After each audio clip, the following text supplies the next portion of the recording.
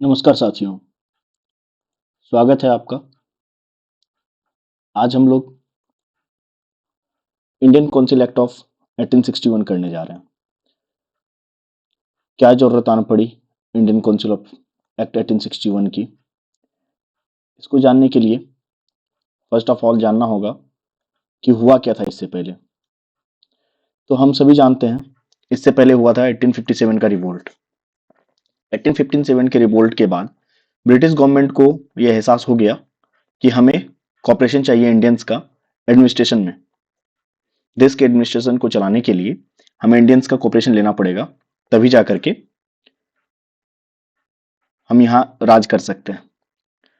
तो इसके लिए क्या किया इन्होंने, back to back 3 council act लेकर के आए, जिसमें कि ब्रिटिश पार्लियामेंट ने सबसे पहले काउंसिल एक्ट ऑफ 1861, 1892 और 1909, जिसको कि हम लोग मॉर्ले मिंटो रिफॉर्म भी कहते हैं। ठीक है, तो इसको एक तरह से समझिए कि लैंडमार्क माना जाता है पॉलिटिकल हिस्ट्री ऑफ इंडिया का, क्योंकि इसके बाद ही इंडिया में इंडियंस को पहली बार पावर मिला था, या फिर समझिए कि पार्टिसिपेशन मिला था लॉ मेकिंग में। ठीक है, लॉ मेकिंग में फर्स्ट टाइम इंडियंस को जो पार्टिसिपेशन मिला था वो इसी एक्ट के बाद मिला था। चलिए, तो इसका हमने इतिहास जान लिया कि 1857 की लड़ाई हुई। इसके बाद ब्रिटिश गवर्नमेंट को जरूरत आन पड़ी कि नहीं भैया, हम ऐसे काम नहीं चलेगा, हम ऐसे यहाँ राज नहीं कर सकते हैं, इसके लिए हमें इंडियंस का साथ लेना पड़ेगा, तभी जाकर के हम यहाँ सही से रूल कर पाएंगे। ठीक है, तो आइए हम इसका फीचर्स देखते हैं कुछ, कि क्या क्या इसका फीचर्स था। 1861 एक्ट का जो था, इसका तो सबसे पहले मैंने आपको बताया ना, इसका बिगनिंग सबसे पहला तो यही था कि इन्होंने लॉ मेकिंग प्रोसेस में इंडियंस का पार्टिसिपेशन इंपॉर्टेंट कर दिया, जिसमें कि नॉन ऑफिशियल मेंबर के तौर पे एक्सपांडेड नॉन ऑफिशियल मेंबर के तौर पे एक्सपांडेड काउंसिल में इंडियंस को एंट्री मिलना स्टार्ट हुआ, जिसमें कि 1862 में फर्स्ट टाइम का 1861 में उस समय के वायसराय लॉर्ड कैनिंग ने 3 इंडियंस को नॉमिनेट किया। पहला, Raja of Banaras, the Maharaja of Patiala and sir Dinkar Rao. ये फर्स्ट 3 थे जिन्हें की वायसराय के लेजिस्लेटिव काउंसिल में, एक्सपांडेड काउंसिल बोल सकते हैं हम उसको, एक्सपांडेड काउंसिल में फर्स्ट टाइम जगह मिली इन तीनों को as a non official member. आपसे ये पूछा जा सकता है कि तीनों ऑफिशियल थे कि नॉन ऑफिशियल थे। As a non official member इन्हें पार्टिसिपेशन मिला 3 को। कौन कौन थे?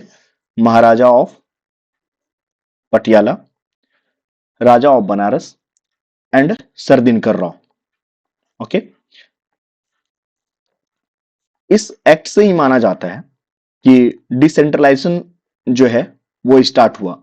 डिसेंट्रलाइजेशन का इतिहास हम जाने तो 1773 की जो एक्ट आई थी ना, वहां से सेंट्रलाइजेशन स्टार्ट हो गया था।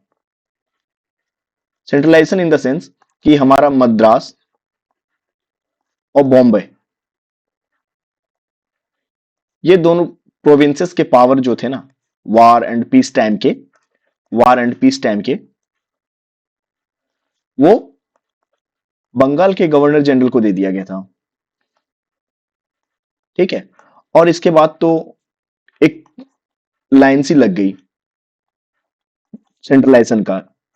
जैसे कि पहले गवर्नर जनरल ऑफ बंगाल था, उसे आगे चल के 1833 में गवर्नर जनरल ऑफ इंडिया बना दिया गया, और उनके हाथ में ही सारा पावर आ चुका था। आप जानते होंगे लॉर्ड विलियम बेंटिक, जो कि first governor general of India थे।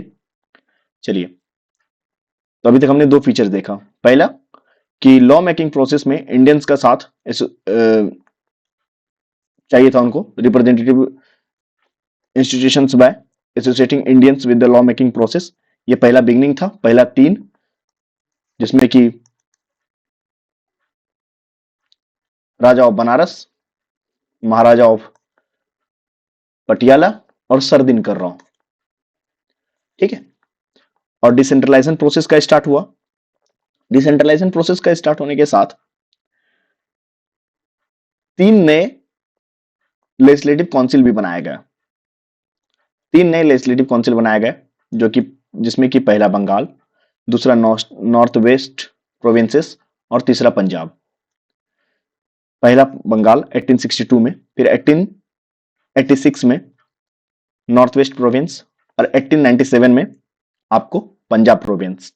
3 प्रोविंस बनाए गए। पहले आपके 2 थे, पहले भी 3 थे, लेकिन एक तो बंगाल तो आपको पता ही है किस तरह से एक्ट होता था, बंगाल से ही सब कुछ था। तो एक तरह से मद्रास, दूसरा बॉम्बे, और अभी जो है फिर नया 3, बंगाल, नॉर्थ वेस्ट प्रोविंस और पंजाब, अभी मिलकर के 5 प्रोविंसेस हो चुके थे। ठीक, और ये इंपावर किया था viceroy to make rules and order for the more convenient transition of business in council. ठीक है, it also give the recognition of the portfolio system introduced by Lord Canning in 1859। ये पोर्टफोलियो सिस्टम क्या था? Portfolio system ये था, इसमें ये होता था कि जैसे वायसराय के काउंसिल के जो मेंबर थे ना, उसे एक ही मेंबर को किसी और भी डिपार्टमेंट का कार्यभार दे दिया जाता था, तो इसे पोर्टफोलियो नाम से जाने जाने लगा था।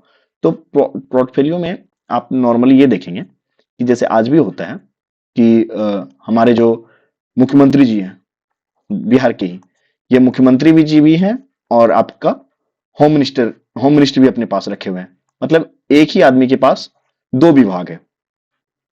ठीक है, इसकी शुरुआत लॉर्ड कैनिंग ने ही करा था, और जिसको कि 1861 का जो एक्ट है उन्होंने रिकॉग्निशन दे दिया कि चलो भाई चल सकता है, किया जा सकता है।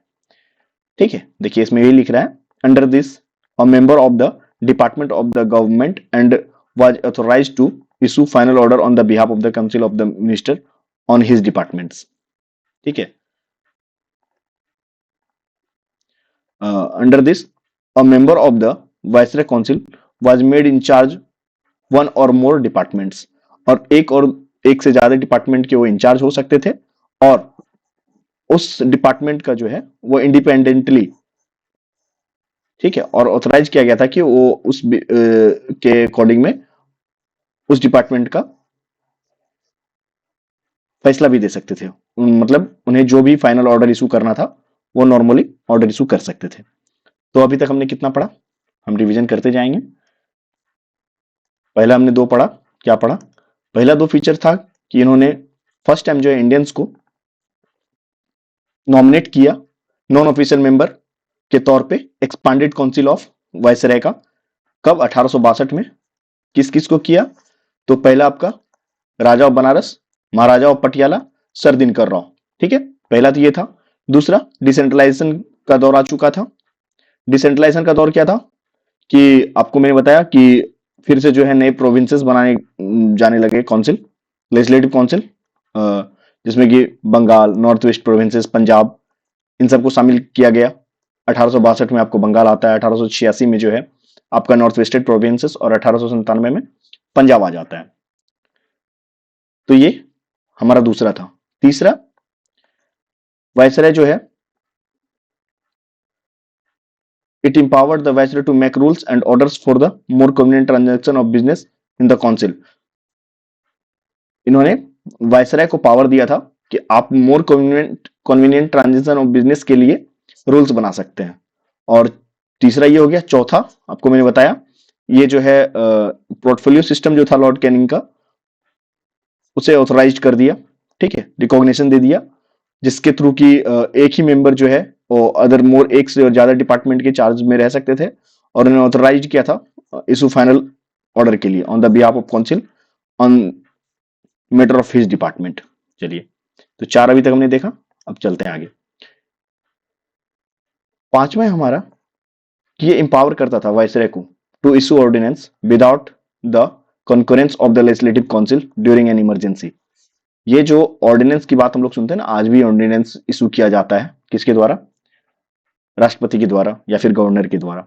ठीक है, तो प्रेसिडेंट और हमारे गवर्नर आज भी ऑर्डिनेंस इशू करते हैं। कब? जबकि आपकी चाहे तो पार्लियामेंट या फिर स्टेट लेजिस्लेटिव असेंबली सेशन में नहीं होती है, तो उस ड्यूरिंग अगर कुछ ऐसा इंपॉर्टेंट लगता है कि अभी क्विक इस लॉ को लाया जाए, तो चाहे तो प्रेसिडेंट जो कि सेंट्रल लेवल पे और गवर्नर जो कि स्टेट लेवल पे ऑर्डिनेंस इशू करते हैं। तो ये ऑर्डिनेंस वाली जो बात है ना, ये आपको फर्स्ट टाइम 1861 के एक्ट में ही दिखा था। 1861 के एक्ट में लॉर्ड कैनिंग को उस समय ब्रिटिश पार्लियामेंट ने ऑथराइज किया था कि भैया अगर इमरजेंसी सिचुएशन आता है, क्योंकि आपने तो जाना है ना कि ये 61 का एक्ट जो आया है उससे पहले क्या कांड हुआ था इंडिया में। अंग्रेजों को कूट दिया गया था, मतलब कि बेचारे लोग जान बचा के भाग रहे थे कि अब कैसे बचे। तो ऐसा सिचुएशन अगर आ जाता है किसी इमरजेंसी सिचुएशन में, या फिर कुछ भी, चाहे बाढ़ आ जाए, सुखाड़ आ जाए, या फिर आप समझ सकते हो नेचुरल डिजास्टर हो, या फिर आर्म रिवेलियन, कुछ भी ऐसा हो जो कि इमरजेंसी का सिचुएशन पैदा करे, वहां पे वायसराय जो है ऑर्डिनेंस इशू कर सकते थे। ठीक है, तो अगर हम इसको कंक्लूड करें तो हमने अभी तक टिल नाउ अभी तक हमने कितना पॉइंट पढ़ा? 5 पॉइंट पढ़ा। तो 5 पॉइंट को अगर हम लोग कंक्लूड करना चाहेंगे तो सिंपली कर सकते हैं। पहला जो है, फर्स्ट क्या किया इन्होंने? 3 इंडियंस को नॉन ऑफिशियल मेंबर के तौर पे वायसराय के एक एक्सटेंडेड काउंसिल में जगह मिला। कब? 1862 में। कौन कौन थे इसमें? पहले आपका राजा ऑफ बनारस, ठीक है, महाराजा ऑफ पटियाला, तीसरा सर दिनकर राव। ठीक है, उसके बाद डिसेंट्रलाइजेशन का प्रोसेस के बारे में हमने पढ़ा। डिसेंट्रलाइजेशन में फिर से 3 प्रोविंसेस लेजिस्लेटिव काउंसिल बनाई गई। 3 लेजिस्लेटिव काउंसिल में पहला आपका क्या था?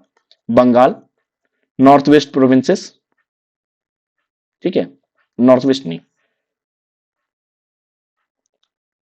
आई थिंक हाँ नॉर्थ वेस्ट प्रोविंसेस ही बना था, सॉरी, नॉर्थ वेस्ट प्रोविंसेस, जिसका नॉर्थ वेस्टर्न प्रोविंसेस। और तीसरा जो है आपका पंजाब। थर्ड थर्ड जो है वो था पंजाब। तो पहला बंगाल 1862 में भी बन गया था, ठीक है, फिर नॉर्थ वेस्टर्न प्रोविंसेस और तीसरा पंजाब। तो ये डिसेंट्रलाइजेशन के थ्रू ही 3 प्रोविंस लेजिस्लेटिव काउंसिल को जगह मिला। ठीक है, 3 लेजिस्लेटिव न्यू काउंसिल आए। तो पहले से 2 थे, फिर 3, तो कुल मिला के 5 हो गया था उस समय तक। ठीक है, चलिए आगे चलते हम लोग।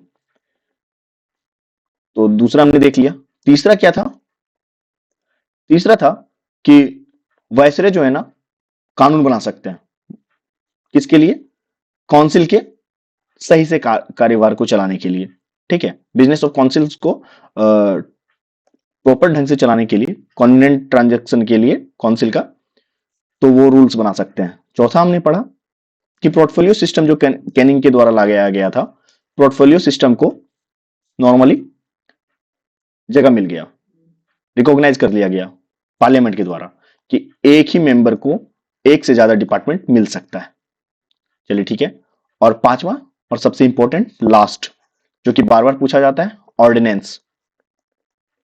ऑर्डिनेंस इशू करने का पावर जो है वायसराय को मिला, और वो इमरजेंसी के दौरान ऑर्डिनेंस इशू कर सकते थे।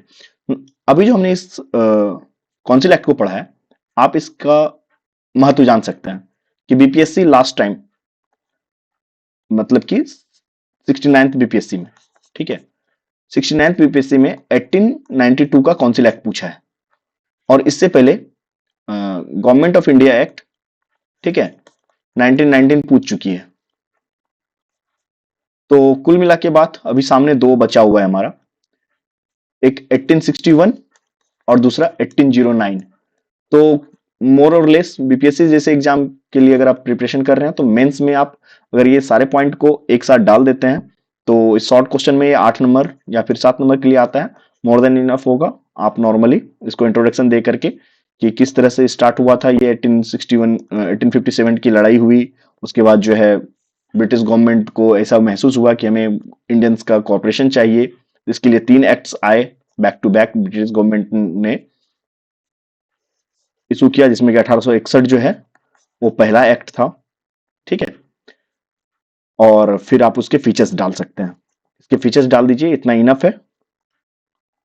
ठीक है, थैंक यू। अब मिलते हैं फिर अगले वीडियो में। अगर आपको वीडियो अच्छा लगा तो लाइक, कमेंट, सब्सक्राइब और शेयर करना ना भूलें। Thank you.